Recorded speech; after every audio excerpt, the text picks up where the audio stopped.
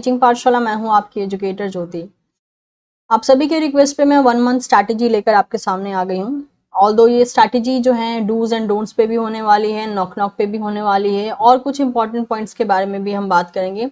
ये स्ट्रैटेजी का जो वीडियो है स्पेशली मैंने इस हिसाब से बनाया है जिस हिसाब से मैंने मेल्स रिसीव किए हैं। काफ़ी लंबे टाइम से, लगभग 15 से 20 दिन से लगातार बहुत से क्वेश्चन रिलेटेड मुझे मेल्स आ रहे हैं और वो सारे क्वेश्चन प्रिपरेशन रिलेटेड ही थे, स्ट्रैटेजी रिलेटेड ही थे, वो भी स्पेशली वो स्ट्रैटेजी जो कि लास्ट 1 मंथ में प्लान की जा सकती है। तो उसके बारे में मैं आज ये इस पर्टिकुलर वीडियो में बात करने वाली हूँ। अगर आप CSIR नेट की तैयारी कर रहे हैं आने वाले एग्जाम की, जो कि फर्स्ट वीक ऑफ जून में रखा गया है, तो होपफुली ये जो स्ट्रैटेजी सेशन है वो आपके लिए काफ़ी ज़्यादा यूजफुल रहने वाला है। आज से अगर लगभग कैलकुलेट किया जाए तो आपके पास लगभग 1 महीने का टाइम रह गया है, क्योंकि जो टेंटेटिव डेट्स दिए गए हैं वो लगभग 6 से 8 जून के बीचों बीच दिए गए हैं। तो इसी बीच में जो है आपके एग्जाम को कंडक्ट करवाया जाएगा। तो ये स्ट्रैटेजी उसी के बेसिस पे काम करने वाली है। सबसे पहले अगर मैं बात करूं तो 1 मंथ स्ट्रैटेजी के लिए, क्योंकि अभी से लेकर आपके पास 1 महीने का टाइम रह गया, तो सबसे पहला है आपका काम होना चाहिए कि आपके पास एक मतलब पर्टिकुलरली बेसिस में जो है एक प्लानिंग होनी चाहिए। अगर आपने ये प्लान करके रखा है कि how you are going to utilize your 1 month, तो इससे क्या होगा, आप अनवांटेडली टाइम वेस्ट कम करेंगे। साथ ही साथ आपको पता रहेगा कि हाँ मेरे पास कितने यूनिट हैं और मुझे उस यूनिट के लिए पर यूनिट पे कितना टाइम देना है।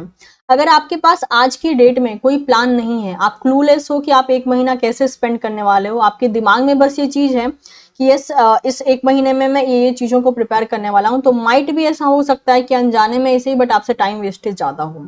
तो अगर आप प्लानिंग करते हैं तो आप ये चीज डिसाइड कर पाएंगे कि यस, क्या कोई नए टॉपिक को टारगेट करने के लिए आपके पास स्लॉट अवेलेबल है या फिर नहीं है, आप ये डिसाइड कर पाएंगे।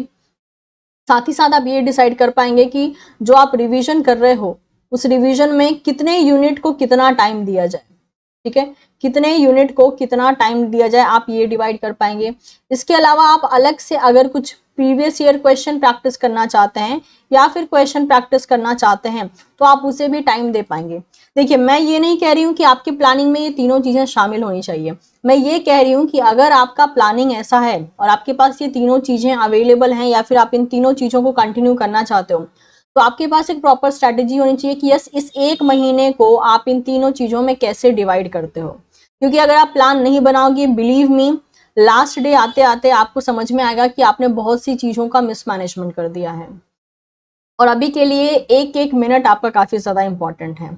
ये हो गई पहली बात प्लानिंग की, कि प्लानिंग आपको ट्रैक पे रखेगी। ठीक है, ये सभी चीजें जो हैं आपको ट्रैक पे रखेंगी, आउट ऑफ ट्रैक आपको नहीं करेंगी, इसलिए जरूरी है प्लानिंग बनाना। अगर आपने अभी तक भी कोई प्लान नहीं बनाया है कि आप इस 1 मंथ को कैसे स्पेंड करने वाले हैं, तो आप आज ही अपना प्लान बनाइए। इनफैक्ट ये स्ट्रैटेजी मैं खुद भी फॉलो करती थी। भले मैं कोई टाइम टेबल पूरे 6 महीने फॉलो करूं या ना करूं, लेकिन लास्ट के 1 मंथ का मेरे पास एक प्रॉपर प्लानिंग होता था कि कौन से डे में, कौन सी डेट में, कितने यूनिट को मैं कब प्रिपेयर करने वाली हूँ, क्या मैं कोई क्वेश्चन भी प्रैक्टिस करने वाली हूँ, क्या मैं कोई नया टॉपिक भी टारगेट करने वाली हूँ। साथ ही साथ यहाँ पे एक और चीज जुड़ जाती है जो कि है पार्ट ए की तैयारी। कुछ कुछ बच्चे जो है लास्ट के 1 महीने में पार्ट ए की तैयारी करते हैं, तो वो भी यहाँ पे जुड़ जाता है। तो ऐसा नहीं है कि आपके पास ये तीनों चीजों की तैयारी होना कंपल्शन है, लेकिन अगर आपके पास ऑप्शन है और आप इन चारों चीजों को प्रिपेयर कर रहे हो, तो आपके पास प्लानिंग होनी चाहिए कि आप इस 1 महीने का, यानी लगभग इस 30 दिन का इस्तेमाल कैसे करने वाले हो। और ये चीज आपको सिर्फ और सिर्फ आपकी प्लानिंग स्ट्रैटेजी ही बता पाएगी। तो ये था प्लानिंग के बारे में।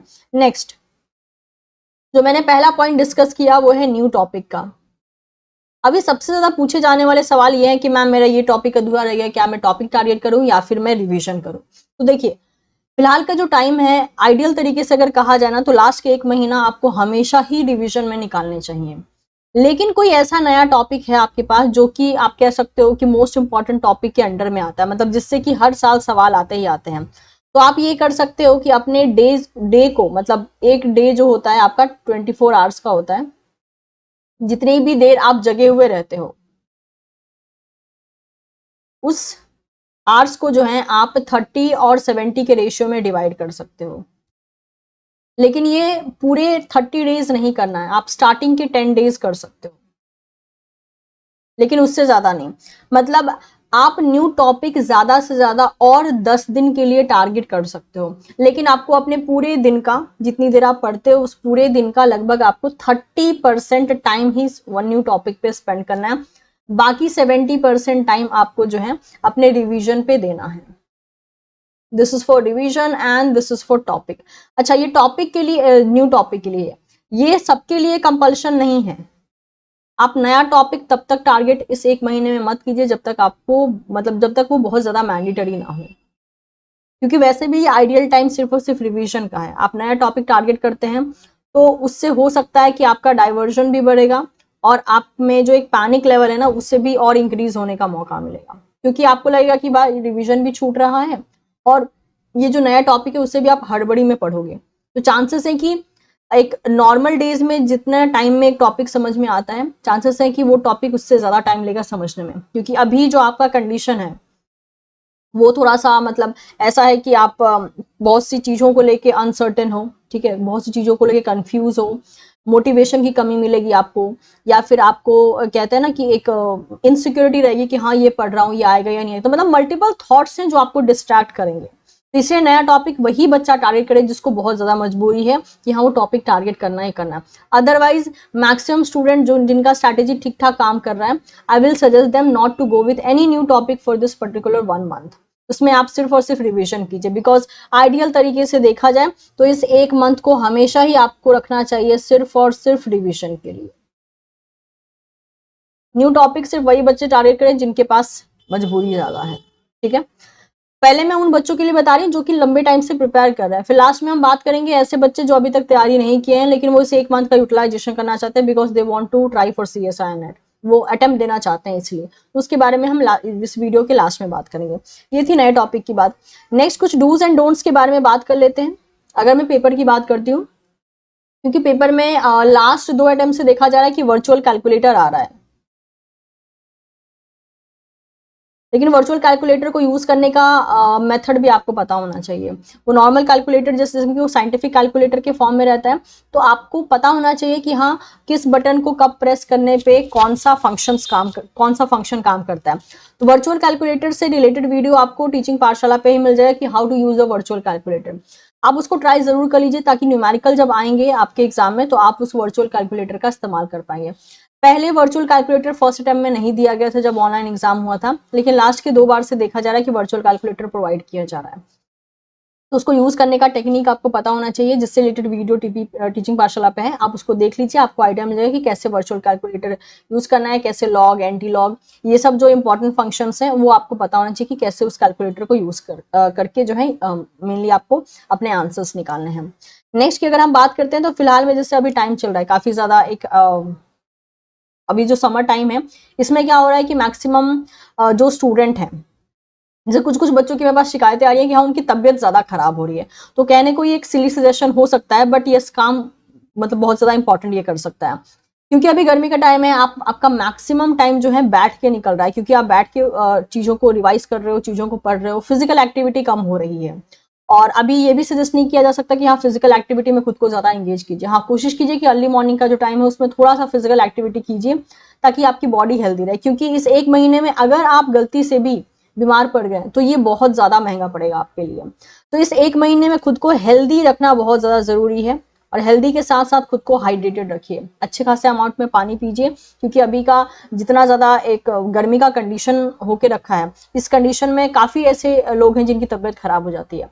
तो खाने को नॉर्मल रखिए, खाने को सिंपल रखिए, rather than going for a very oily and heavy meal, आप सिंपल खाना खाइए जिससे क्या हो कि आपका डाइजेशन भी प्रॉपर हो, क्योंकि आपको बैठ के मैक्सिमम टाइम स्पेंड करना है, तो अगर आप हैवी ऑयली या फिर इस टाइप की चीजें खाएंगे तो सकता है आपके डाइजेशन का भी प्रॉब्लम आपको शुरू हो जाए। तो खुद को हाइड्रेटेड रखिए, सिंपल हेल्दी खाना खाइए ताकि ये एक महीना जो है आप खुद को हेल्दी रख पाए।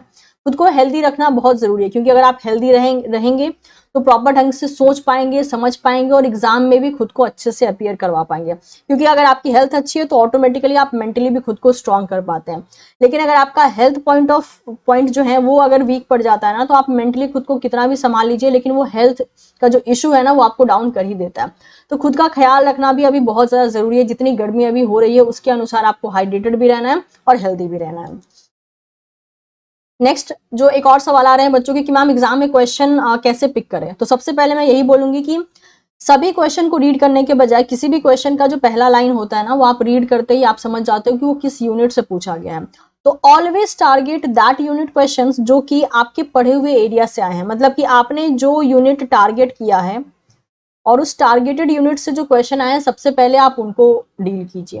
क्योंकि अगर आप ऐसे क्वेश्चन पे टाइम स्पेंड कर रहे हैं जो कि आपने जो यूनिट आपने प्रिपेयर ही नहीं किया था, तो वहां पे आपका टाइम एक्सेस जा रहा है। उस जो वो वेस्टेज हो रहा है टाइम का, उससे आपको बचाना है। इसलिए पहले उन यूनिट को टारगेट कीजिए जिस यूनिट को आप तैयार करके गए हैं। अगर आपने 9 यूनिट बहुत अच्छे से तैयार किए, आपकी पहली कोशिश ये होनी चाहिए कि उस 9 के 9 यूनिट को बहुत अच्छे से जो है, उन सारे 9 यूनिट्स में से जितने भी क्वेश्चन आए हैं उनको बहुत अच्छे से सॉल्व करना है। अगर ऐसा आपको लगता है कि नहीं, आपका जो टारगेट मार्क्स है उतना मार्क्स आप अचीव नहीं कर पाएंगे उन सारे क्वेश्चन को करके, तब जाकर आप रिस्क ले सकते हैं। ठीक है। और अगर देखा जाए तो सबसे पहले जो है रिस्क लेना भी होता है ना, तो आप कुछ इस टाइप के क्वेश्चन पे रिस्क लीजिए, जैसे कि हो गया match the following type question, combination type question. ठीक है, ऐसे क्वेश्चंस में आप रिस्क ले सकते हैं जब आपके टारगेट मार्क्स पूरे नहीं हो रहे हो। तो ग्राफिकल क्वेश्चन, क्योंकि ये क्वेश्चन टाइम भी कम लेते हैं और इन क्वेश्चंस में काफी बार ऐसा होता है कि हिंट्स भी दिए गए होते हैं। इसके अलावा जो है पेपर में आपको कुछ कॉमन सेंस टाइप के भी क्वेश्चन मिलेंगे। उन कॉमन सेंस टाइप के जो क्वेश्चंस होते हैं वो मेनली काफी ज्यादा ह्यूज होंगे देखने में, लेकिन उनमें काफी इतना सारा इन्फॉर्मेशन दिया होता है कि आप उसको इजीली सॉल्व कर सकते हैं। ऐसे क्वेश्चंस लगभग हर बारी हर एक अटेम्प्ट में ही 2 से 3 पूछ लिए जाते हैं, लेकिन बच्चा अक्सर उस क्वेश्चन को इसलिए छोड़ देता है क्योंकि वो क्वेश्चन जब वो पढ़ता है तो एक तो वो उसे फैमिलियर नहीं लगता, और दूसरा वो क्वेश्चन बहुत ज्यादा टाइम कंज्यूम कर रहा होता है। तो उसके लिए जरूरी होता है कि आप ऑलरेडी जो है, मतलब कि अगर ऐसे वाले क्वेश्चंस हमेशा आप लास्ट के लिए रखिए, वो जरूरी है। क्योंकि लास्ट में अगर आपके पास टाइम बचता है तो आप ये क्वेश्चंस कर पाएंगे। अगर मैं टारगेट मार्क्स की बात करूं, जैसे बच्चे बोलते हैं ना कि मैम कितना मार्क्स स्कोर कर लें ताकि हमारा जो है सिलेक्शन फाइनलाइज हो जाए, कि हाँ सिलेक्शन हो ही जाएगा। देखिए, आपका अगर फाइनल मार्क्स 125 प्लस आता है, ये मार्क्स कब, मतलब कि आपने जो स्कोर किया है वो भी, और जो नेगेटिव मार्क्स हुआ है उसे हटाकर, scoring plus reducing the negative marks, इन दोनों को करने के बाद आपके टोटल मार्क्स 125 या 125 से अगर अबव आते हैं तो आप कंप्लीटली सेफ साइड पे हैं, और ऑफ कोर्स आपका 100% सिलेक्शन हो जाएगा, क्योंकि इतने मार्क्स मोर देन इनफ होते हैं आपको सेफ साइड पे रखने के लिए। तो इतना स्कोरिंग करना जरूरी होता है। मान लीजिए आपने 140 का अटेम्प्ट दिया है, 140 मार्क्स का आप क्वेश्चन करके आए हैं, गलतियां हुई, नेगेटिव मार्क्स हुआ, उसके बाद आप इतना स्कोर कर रहे हो। तो ऐसा कभी नहीं करना है कि 125 का अगर आपका फाइनल स्कोरिंग है तो 125 के ही क्वेश्चन अटेंड करके आइए, ये गलती कभी नहीं करनी है। क्योंकि अगर मान लीजिए आपके 2 क्वेश्चन भी गलत होते हैं ना, इसमें मान लीजिए 2 क्वेश्चन भी गलत होते हैं तो 10 मार्क्स आपके कम हो जाएंगे। अगर पार्ट सी के आपके 2 क्वेश्चन गलत हो जाते हैं तो इसमें 10 मार्क्स कम हो जाएंगे। कैसे? एक तो 4-4 मार्क्स के जो क्वेश्चन है वो ऐसे ही गलत हो गए, तो 8 मार्क्स यहाँ पे आपने ऐसे ही हटा लिया पूरे कैलकुलेशन में से, और एक मार्क्स इस पे नेगेटिव चले गए तो और 2 मार्क्स हो गए, तो यानी 10 मार्क्स आपके जो है टोटल में से हट गए। क्योंकि जब आपने पेपर किया था तो आपको लगा था कि वो दोनों क्वेश्चन सही हो जाएंगे तो आपको 8 मार्क्स मिल जाएंगे, लेकिन अब तो वो 8 मार्क्स भी नहीं मिलेंगे और 2 मार्क्स जो नेगेटिव होंगे सो उल्टा। इसीलिए कभी भी जो फाइनल आपका ये जो है फाइनल स्कोरिंग होना चाहिए।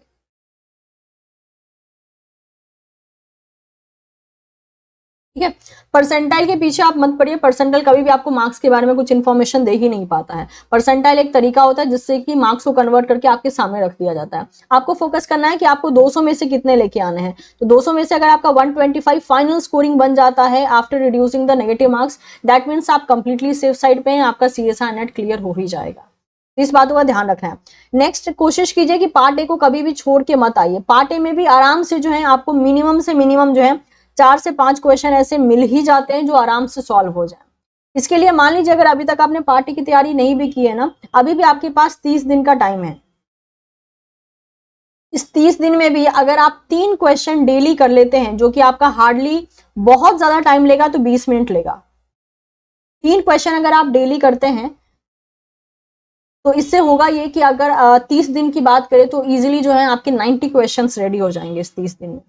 अब आपको करना कहाँ से है, यूट्यूब पे भी बहुत से ऐसे चैनल्स अवेलेबल हैं जो कि CSR का प्रीवियस ईयर क्वेश्चन सॉल्व करवाते हैं, आप उन चैनल को प्रेफर कर सकते हैं। इसके अलावा जो है अनअकैडमी बहुत सी फ्री क्लासेस अवेलेबल है जो अलग अलग एजुकेटर्स ने लिया है, आप उनको प्रेफर कर सकते हैं। या फिर यूट्यूब पे जो भी चैनल जिनको आप मतलब जिनके बारे में आप जानते हो कि वो जनरल एप्टीट्यूड का पोर्शन करवाते हैं, आप उनको फॉलो कर लीजिए।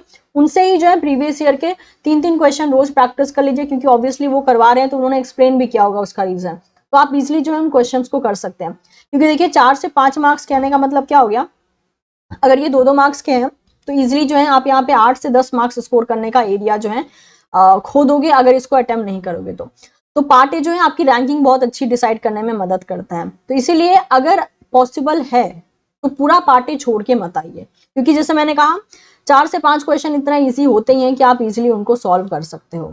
इसके अलावा कुछ बच्चे ऐसे होते हैं जो कि कंटिन्यू पढ़ते रहते हैं, ठीक है, तो मैं हमेशा से पिछले 4 साल से मैं यही चीज बोलते आ रही हूँ कि कंटिन्यू पढ़ने का मतलब ये नहीं होता है कि आप प्रोडक्टिव स्टडी कर रहे हो।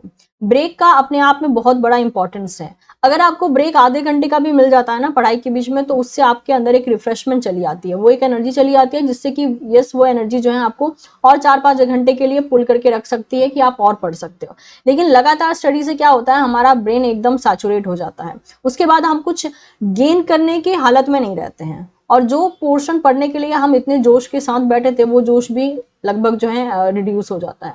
तो कोशिश कीजिए कि जब भी आपको लगे कि अब ओवर हो रहा है उस टाइम पे ब्रेक ले लीजिए, लेकिन ब्रेक इस तरीके से लीजिए कि ऑफ कोर्स वो आपको नेगेटिवली इंपैक्ट ना डाले आपकी ओवरऑल तैयारी पे। तो ब्रेक जरूरी है, ब्रेक लेकर पढ़िए, क्योंकि अभी का टाइम क्या है, बच्चे लगातार पढ़ते रहते हैं। लगातार पढ़ना बुरी बात नहीं है, अगर वो लगातार पढ़ाई आपको पॉजिटिव तरीके से गेन करवा रही है तब तक सब कुछ ठीक है। लेकिन आपको लग रहा है कि आप पढ़ रहे हो लेकिन कुछ गेन नहीं हो रहा क्योंकि आप सैचुरेट हो गए हो, तो वहां पे जरूरी है ब्रेक की, ठीक है। आप ब्रेक ले सकते हैं, रिलैक्स हो सकते हैं, उसके बाद वापस से कुछ मतलब थोड़ी देर के ब्रेक के बाद 20 मिनट हो गया, 25 मिनट हो गया, इतने देर के ब्रेक के बाद जो है आप वापस से पढ़ाई पे लौट सकते हैं। तो आप देखोगे कि आपका जो इंटरेस्ट है उसको थोड़ा सा और बूस्ट मिला है और आप इजिली जो है उस पढ़ाई को कंटिन्यू कर पाएंगे। इसके अलावा अगर आपको जानना है कि मोस्ट इंपॉर्टेंट टॉपिक सारे यूनिट से कौन कौन से हैं, तो उससे रिलेटेड वीडियो भी टीचिंग पाठशाला पे अवेलेबल है। मोस्ट इंपॉर्टेंट टॉपिक ऐसा नहीं कि हमेशा मोस्ट इंपॉर्टेंट टॉपिक से ही क्वेश्चन आते हैं या फिर मोस्ट इंपॉर्टेंट टॉपिक को करके आपके CSIR एग्जाम क्लियर हो जाएगा, नहीं।